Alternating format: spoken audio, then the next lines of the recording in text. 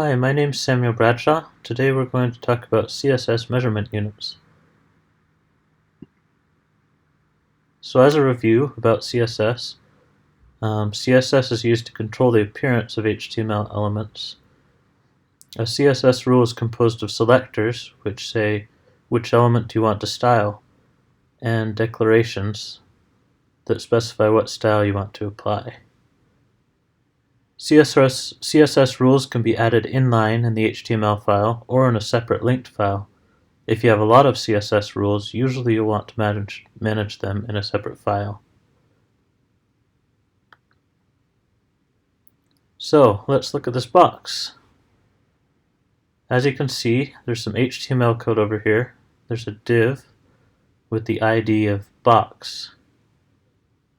We have some CSS here that says get the div with the ID of box, or any element with the ID of box, and style it in this way. Give it a background color of red, give it a width of 50px and a height of 50px.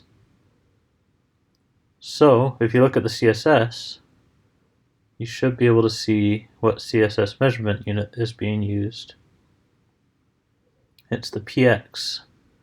Px stands for pixel, and it says that this box should be 50 pixels wide and 50 pixels tall.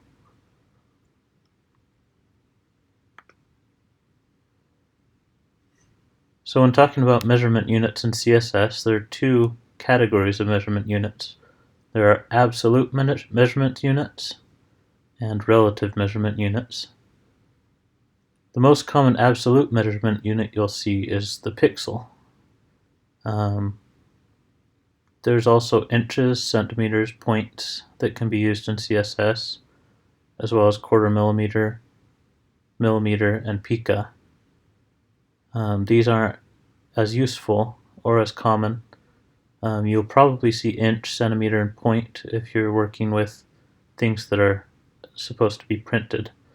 For example, Microsoft Word uses point for their font sizes because the idea is that you would print things onto a physical page. It's not incorrect to use these different units in HTML. All of them are there and can be used, but I think you'll find that pixel is the most common and the easiest one to use for computers, web design elements. Also, relative measurement units here. There's the EM. The EM unit is relative to the font size of the current element. And there's the percent. It's relative to the container that the element is in. There are a few other relative measurement units that we won't go into. So, comparing the three most common units, px, absolute measurement unit, is used when you want something to always be the same size on the screen, even if the screen size is big or small. It's used to set the initial font size that EM units are based on. EM, which is a relative unit, 1 EM is equal to the font size. So if you set the font size to 16px, then 1 EM is equal to 16px. This is useful if your text size is adjustable, because when the text size is adjusted on your page, everything else will adjust to match. It makes your page more flexible, and it's good for accessibility compared to using pixels, which aren't quite as flexible. But again, you have to set the base font size in pixels so that you can know what to base everything off of when you're using EM. Finally, percent. Most of us are used to using percent in math contexts. As you can see, 100% width would be the width of the parent element. So if I have a div inside of a section, the div is set to 100%. That means it'll be the same width as the section that contains it. Same with height.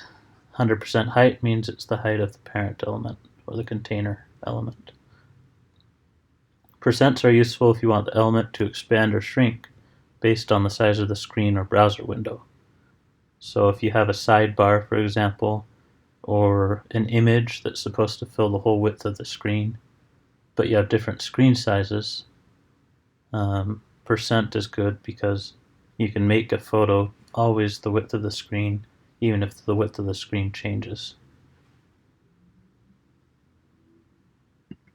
So that's the basic overview. Feel free to ask questions in the comment area below.